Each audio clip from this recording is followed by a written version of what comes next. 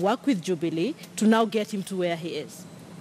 I guess when you're approaching the elections, you had to take a decision whether to go and work with NASA, where you have Wetangula, and they've not had an exciting relationship with Moses Wetangula, so probably he wouldn't join the cause.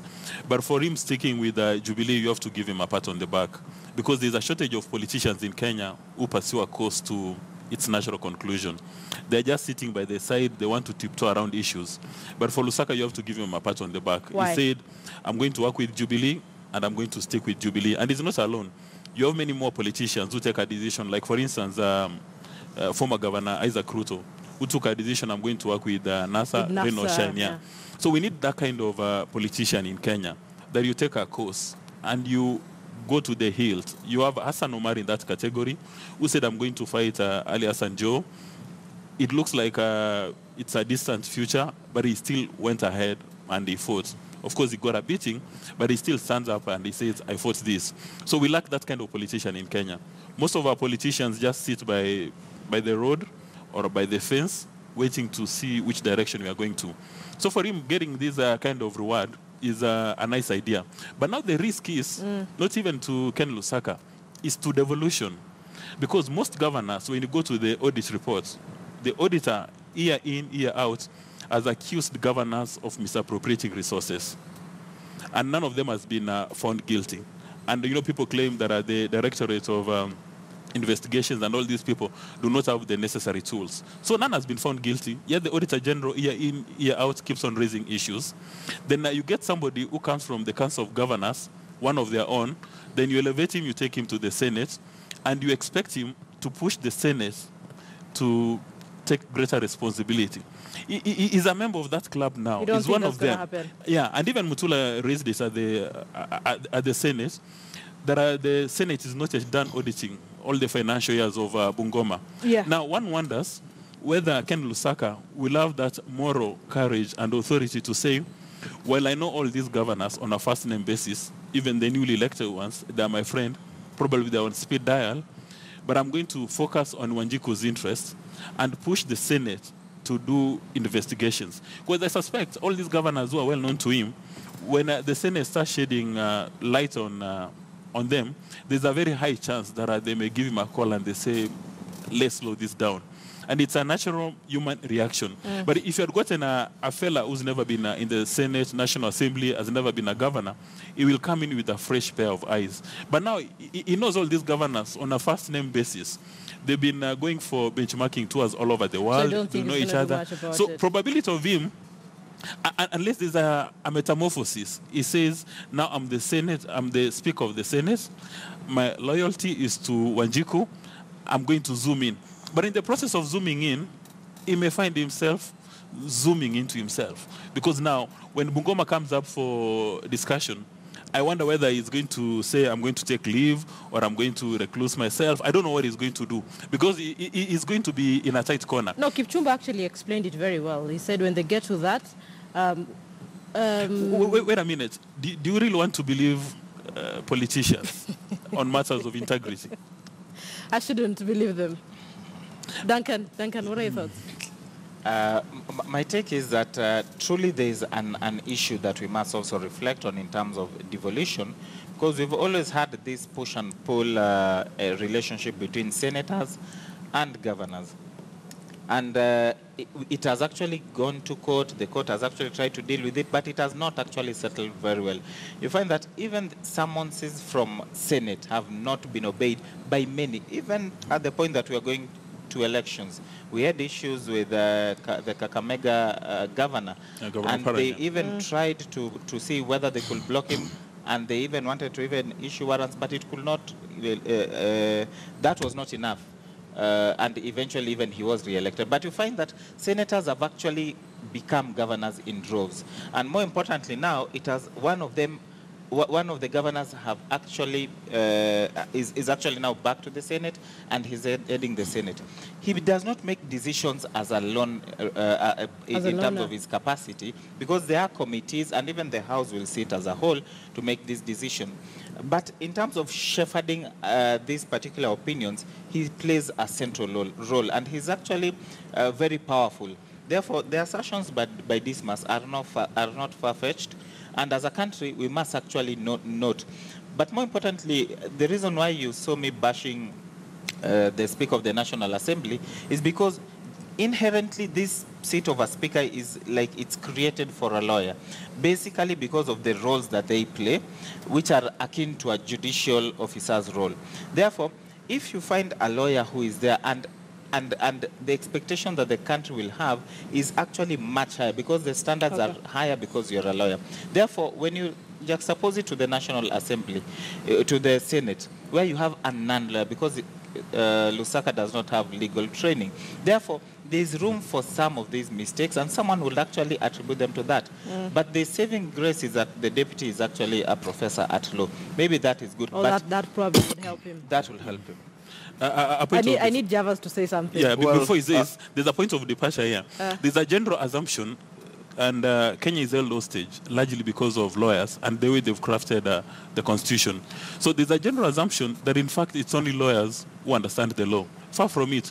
John Aaron Mwao is not a lawyer, but he knows so much law, he would make an ordinary lawyer ashamed. Now, for Ken Lusaka, he doesn't need to be a lawyer, but understand he's got a master's qualification, which means that he's got the intellectual capacity to understand issues. That's all that's needed. And the Parliamentary Service Commission has retained so many lawyers. So he'll be able to take decisions with the benefit of lawyers working with him. We shouldn't start creating a precedent that if you intend to become the Speaker of the National Assembly or Senate, then you must become a lawyer today. Okay, Jarvis. Well, as we sit here tonight, there isn't a man as lucky and with the racial stars behind him like Ken Lusaka. Why? You see, the people of Bungoma fell short of accepting him as governor. And then now the Senate has accepted him as speaker. Still, he is now a leader at the national level. But now, a number of things that we want to grapple with moving forward are this. One, with the kind of firmness that he demonstrated on the political field by choosing to stick with a party that's Jubilee in an area that has been perceived strongly as NASA, will he demonstrate such kind of firmness when he is now Speaker of the Senate? That he can take a decision with the firmness and with the wisdom and the wit and the dexterity that will impress this nation and serve the Senate to the extent that the Senate delivers its mandate as the Constitution prescribes. The other thing is this. What or who is this Ken Lusaka? What kind of ideological leaning does he have? And to what extent then will that kind of leaning, if at all there is, and how will it impact his roles and duties as Speaker of the Senate? Let me pick your mind. There are those who say this is sort of a plan hatched to, with the 2022 in mind. What? Well, speculation will always be rife.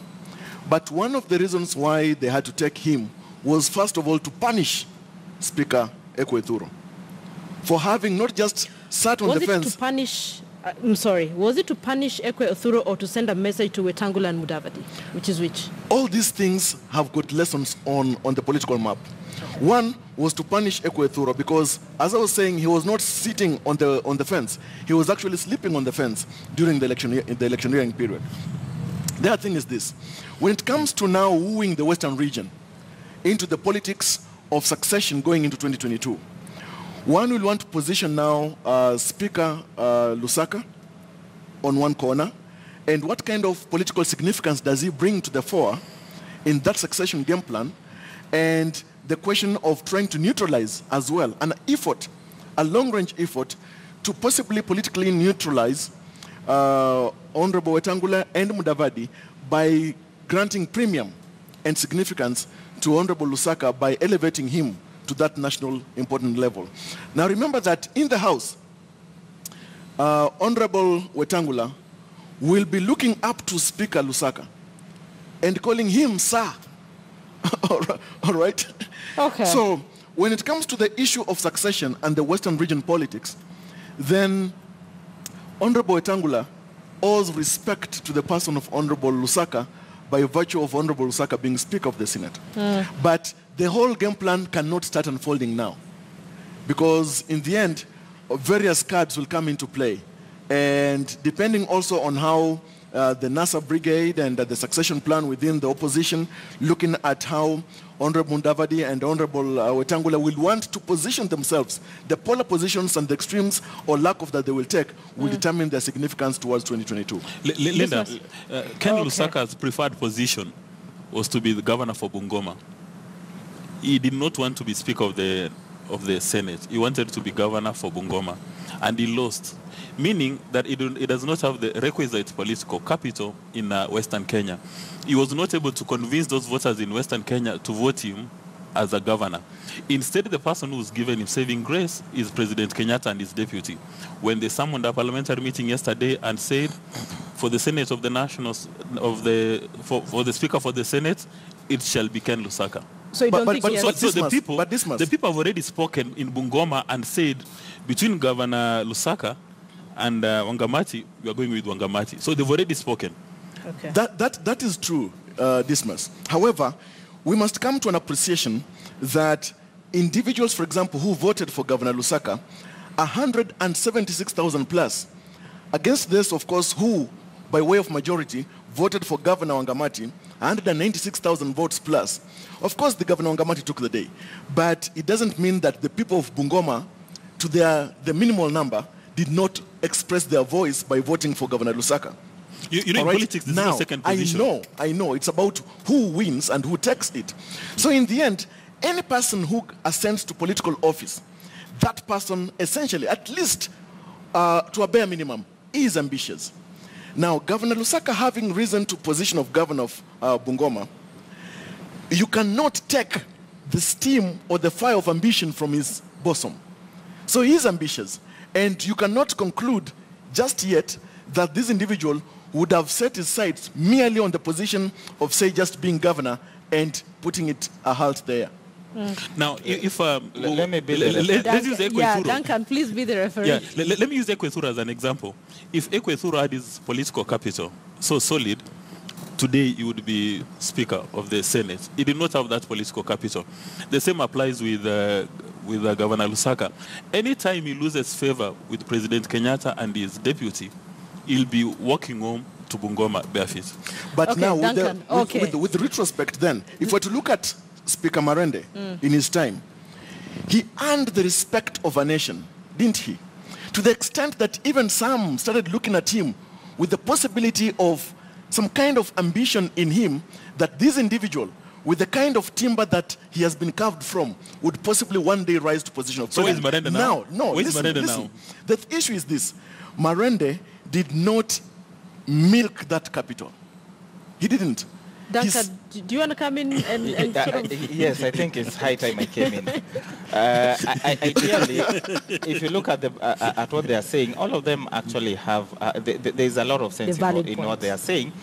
But you must also understand that as a senator in terms of the National Assembly, they would actually have a lot of respect if this particular speaker is one of them or has been one of them in the past.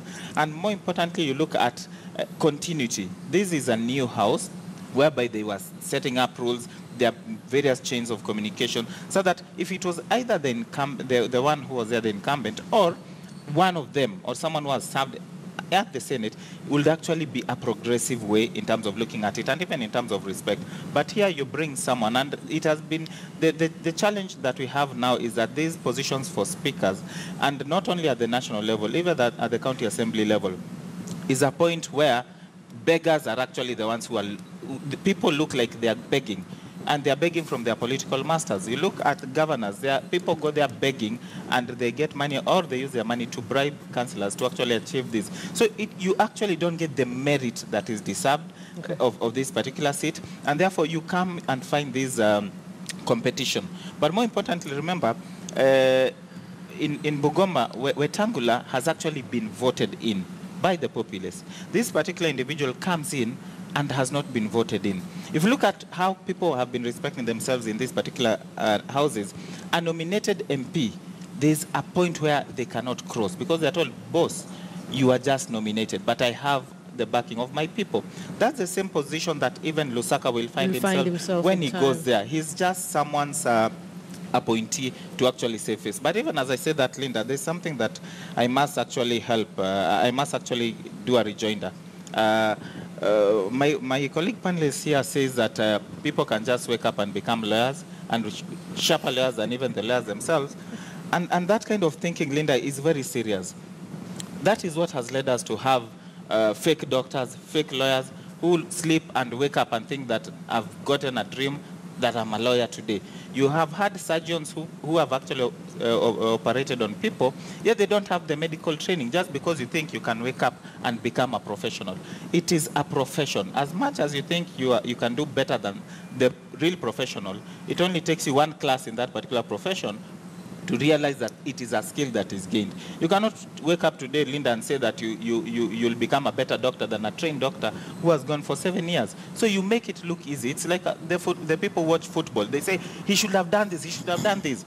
But put them in that field, they can do nothing. So let's respect professions. There's a reason why this particular position of a speaker all across the country is actually cushioned in such a way that it is a judicial kind of position whereby there's a balancing act.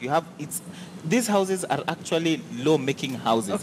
It has everything to deal with the law. And if you don't have that particular understanding and the standing orders and marshal them in terms of the law, there'll be a problem even in your interpretation of that particular law, or even when you're passing verdicts or shepherding parliament or parliamentarians to a certain direction. Okay, so I need us to talk about something else.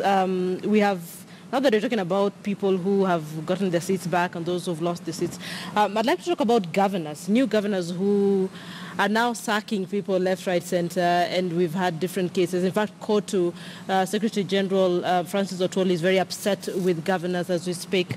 There is concern that some of them are suspending county workers for no apparent reason. They're saying probably we need an audit, we need to reassess the skills. Could you listen into Nakuru Governor Lee Kinyanjui a couple of days ago when he said that he was going to send some of the workers from his county home, and then we'll have a conversation on this particular issue, because it's not the only one. We've seen the same in Tharaka Nithi, in Machakos, and in Siaya as well. That all officers employed as sub-county administrators, deputy sub-county administrators, and ward administrators proceed on compulsory leave with immediate effect. This will allow for their evaluation in a process that will look into their skills, suitability, and possible re-engagements. They will be required to hand over to the county secretary with immediate effect. So these acts actually amount to abuse of power by the governors within the meaning of Article 59 to H to K and Chapter 6 of the Constitution, as well as the Commission on Administrative Justice Act, for which action can be taken against the governors, including their removal from office. Duncan, so apparently governors can actually get in trouble for this. I don't know what kind of trouble they can get into, because the people who will get into trouble are actually the common mwananchi, because people will go to court. The court can actually decide to either reinstate or even to tell these particular county governments to pay these particular individuals. That is money that is taxpayers' monies. Yet, all they needed to do was to get legal advice, and legal advice not from Haron Mau. They should get legal advice from a lawyer. And they have lawyers in these particular county governments, such that once you get legal advice, proper legal advice, you'll act within the law. But I can tell you for sure, Linda, most of these people will actually get compensation or will actually get be reinstated. But again, you need to look at the philosophy behind it, the reasoning behind it, which actually is genuine, only that the way it's being executed is contrary to the law. You have a governor who comes in and he has a manifesto, he has an agenda. You find that there are these particular other individuals who are there, and most likely than not, there was an influence of the predecessor governor in terms of keeping them there. Chances are high that the synchronization of your work would actually not come to pass. So that it will be very hard for you to work within your agenda and your manifesto with these people who may even have not believed in that particular manifesto or that particular agenda. And there is need for you to actually start afresh with the people that can actually push your agenda forward. However, if you look at it, the execution part of it, because there's a good way of dealing with it, you can actually redeploy them, you can do such. But when you decide that you're sending them home, then there's an issue. And I don't know why you look doubtful, because that is actually the rationale behind it. No, because I'm just thinking, so after every 5 years, we'll be firing guys and hiring guys and firing. Yes, dismiss. Ideally, what is supposed to happen when a new governor comes to office? Two things. That the people who work at the pleasure of a governor, the county ministers and the chief officers, those ones should have the good manners to resign immediately. Because, I mean, like for instance, if you've got a new president, all the cabinet secretaries and principal secretaries are supposed to resign. They shouldn't even wait to be told resign. The people who work at the governor's kitchen or the domestic staff, they're supposed to resign. And then, of course, now there's the bureaucracy which is supposed to go on. So for any governor today who fires county ministers or chief officers or the people who used to work in the governor's office, that is supposed to be in good order. Because, you know, those are personal staff. Those are the guys, as my colleague says here, are supposed to implement your manifesto. I cannot be if I run for governor for Nairobi, say I'm Sonko, I cannot start working with the cabinet appointed by Kidero. They would not understand what I'm talking about. So I'll fire, the cabinet is just, they're supposed to go home immediately without hesitation. Actually, when Kidero is handing over at Uhuru Park, the governors are supposed to be packing the stuff from those offices and prepare nice handover notes for the new cabinet, or they serve in an interim capacity. However, there's the other bureaucracy, which is supposed to be static, which has been employed by the county public service boards. Those ones are supposed to be permanent and pensionable. However, the tragedy is that all these governors, most of them, they never followed the best practices when employing people. They manipulated the County Public Service Commission, and they employed Tom, Dick, and Harry. They employed people who are on the county government's payroll, but work in businesses owned by governors, owned by their mistresses, by their spouses. Now, before you fire those ones, because you need a justification, then you need to do an HR audit and find out how were you employed? Were you employed on merit? Do you have the requisite qualifications? So that when you are suspending them or you are firing them, you do it within the remit of the law. But if you just jump from the moon and you want to fire, I mean, how can it be that you've been sworn in on Monday, then on Tuesday you are firing guys? You haven't even gone through the human resource file. You don't know who is seated where. So I think the governors need to do that. But more important is to address whether all the people working in those county governments are actually necessary. Because a number of the county governments, they spend up to 70% of their budget on human resource. But the people being employed, when you look at their delivery, there's no return on investment at all. So they need to engage in that very solid staff rationalization. Because when you speak to some people who work at those county service boards, they say that anytime your current budget on human resource is more than 35%, then the county is in chaos and it's in a mess. All the money you're getting from Nairobi, you are paying it, you're using it to pay salaries, you're using it to buy newspapers and make tea for these guys, and there's no return on investment. Jarvis. Linda, in answering that question, I want to take this perspective. One, that it baffles me when a well struggles to swim in a pond. Okay. You see, some of these comments being made by governors are comments that should be made by county secretaries and other individuals holding various other positions. We have got the head of the County Public Service Board, we've got the county secretary, we've got the chiefs of staff, etc. However, the county governor, yes, is the executive. To respond to this accurately, we must also trace the footprints of the pleasure doctrine within the Commonwealth engagement or practice. One, yes, it's agreeable to all of us that individuals who are appointed, political appointees, yes, we have agreed on that, of the governor, will have their term expire at the end of service of the former. Yeah, this must say they need to have good manners and just exactly. Live. And so those kind of individuals, there shouldn't even be so much kind of debate about it, because an individual who now ascends to position of governor needs to have his own professional foot soldiers to execute his or her mandate. And that is proper, that is expected. you need to have your cabinet in place, etc. So they need to work with people they trust. People That is true. Okay. People who buy into your vision, which means individuals who buy into your manifesto, because that manifesto is that which will be used to inform, of course, participatorily with the entire county into the county integrated development plan, which of course we know very well has got a lifespan of 5 years. That means that when a new governor gets into office, comes with fresh and new thinking and with his or her own team. So that is expected. However, it is proper altogether for all governors to appreciate the margins of the law in every kind of engagement, so that it must not be seen that any governor is outrightly assailing the Constitution or other enabling pieces of legislation.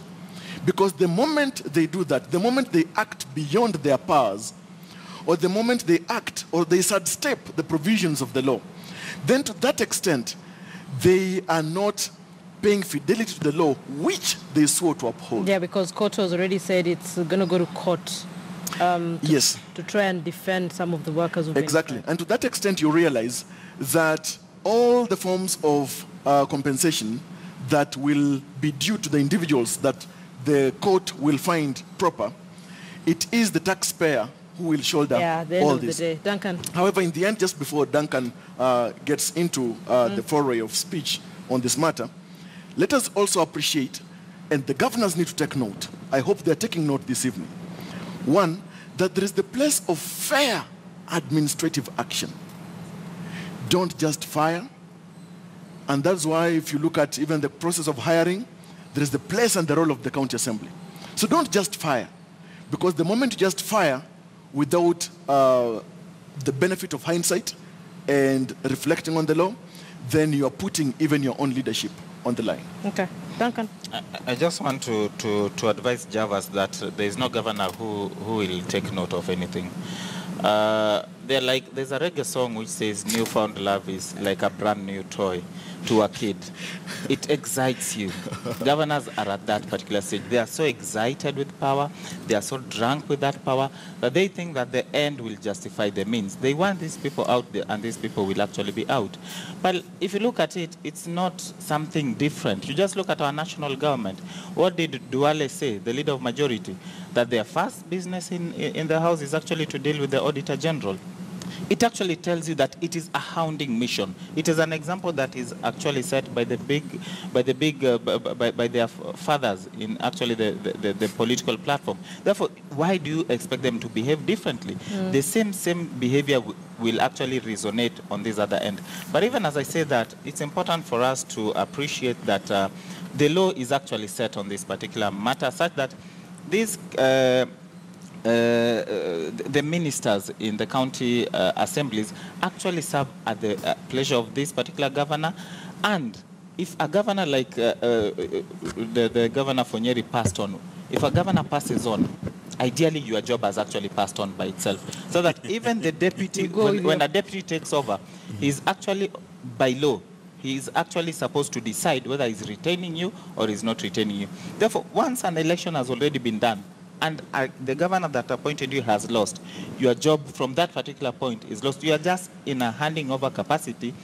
Once a governor has been sworn in, you can't even go back to that particular office because that is dealt with. That's it. But on this particular aspect, in terms of those who have been appointed by the county public service boards, we are all in agreement. They are breaching the law and they don't care. It's not even like they don't know. Okay, they don't care, but they know that we need to pull out these people out. But again, the rationale behind it is not to correct that particular ill. It's to bring their own people so that they can still do the same that is bad the concern. things. Yes. Okay, and just while you're at it, Employment and Labor Relations Court has suspended that decision by Lee Kunyanjui. He wanted to send home, I think, about 115 county employees on compulsory leave. So the courts have said, this is not going to happen. Dismiss. Now, so that, because I know that some governors who are very sharp and who would be taking notes. Now, the challenge governors are facing is attracting, retaining, and rewarding top talent. Because all their decisions are anchored on tribalism. For instance, if you're, say, a lawyer man, and you've been appointed to be in charge of a hospital in Moyale, the folks in Moyale will start asking the local governor, isn't there one of us who is qualified? And there's a huge challenge. If you have a sober conversation with the governors, the first generation, as they refer themselves to, and second generation, that a challenge getting solid human resource because of tribalism, that we must be coming from a particular clan or a particular constituency. And for us to avoid getting into this kind of mess, maybe it's a good idea for Ken Lusaka, now that he's taken office, to come up with some innovative ideas. And one would want to support the creation of a county public service commission so that all workers are employed by one agency in Nairobi and then distributed countrywide. Because you would be going to so many counties and they don't get human resource. You would go into so many counties and you don't have a human resource. How, you know, you're talking about having the face of Kenya, creating cohesion, but you know, counties are told that you shouldn't employ locals 100%. But most of these, if you go most of the county assemblies and county governments, people engaging their mother tongues in their really local conversations. Javas, what is it? You see, this must appreciate that you cannot buy national cohesion on the cheap. The role, the significance, the object of devolution remains sacrosanct. And far much more is that with the semi-autonomy that is owed to county governments must not be taken away by imagination, thought, or creation of any kind of platform or institution that denies that autonomy intended, contemplated, and in fact fostered by the Constitution itself. And that is why even any person who will, by way of lack of appreciation of facts of law, entertain the idea of creating an institution to do such kind of work, such person will know very well that there are still births on earth, because such commission will not actually take root. The other thing is I need to wrap this up, Javas. Pardon? I need to wrap this up. Yes. 30 seconds. But the other thing is this: when it comes to the issue of picking, attracting, and retaining top talent, you will have to tie it to the Sara Serem Commission. And a question now arises, for example.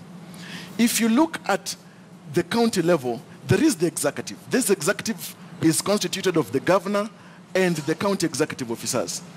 All right? Now, you look at the salary earned by the governor and then look at the proposed salary by the Sara Serem Commission of the CECs, then you realize that most CECs who are professionals may not find it proper to consider those kinds of positions. Okay. And with that kind of gap, you may realize that we may want to rethink or find a way of revising that kind of proposal so that top talent is attracted. Okay, Javas Bigambo. Really? Javas Bigambo, Duncan Okach.